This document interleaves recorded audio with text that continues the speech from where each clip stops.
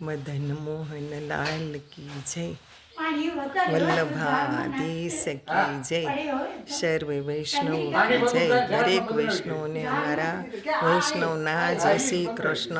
આ મદન મોહનલાલજીની લીમડાવાળી હવેલીની પિક્ચર મોકલાવું છું. અત્યારે કેવી પોઝિશન થઈ ગઈ છે. ઠાકોરજીની ઈચ્છા, ઠાકોરજી કરશે એમ થશે.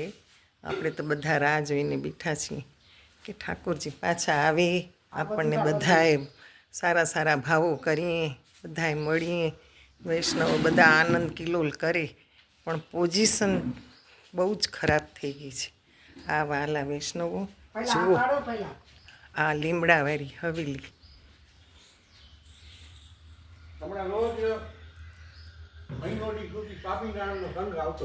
ઓહ, રોજ 50-100 આવતા ઓહો, દર્શન કરવા. વારે વાહ, અમારા ફૂલઘર, અમારા વૈષ્ણવનું આ ફૂલઘર ન મૂકે ન મૂકે ન મૂકે.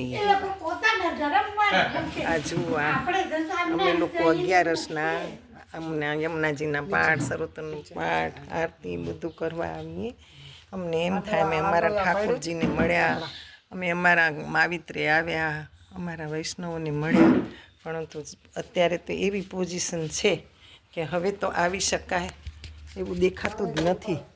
અખંડ જ્યોત છે ગોપીનાથજીની, સાત ગોપીનાથજી છે. પણ એ તો પછી જેવું ઠાકોરજીની ઈચ્છા, જેવી એની મરજી.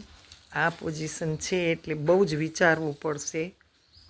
કોઈ વૈષ્ણવને ભાવ થાય, બધા વૈષ્ણવો ભેગા થઈને ભાવ કરે અને જો ઠાકોરજીની ઈચ્છા હોય ને પાછા આવે તો આપણા અમદાવાદથી ઠાકોરજી પાછા પધારે. આ આપણા ગોપીનાથજી અખંડ જ્યોત. આ તો આપણા કચ્છમાં મોરબી માંડવી સિવાય ક્યાંય નથી. આવા સુંદર દર્શન છે. પણ હવે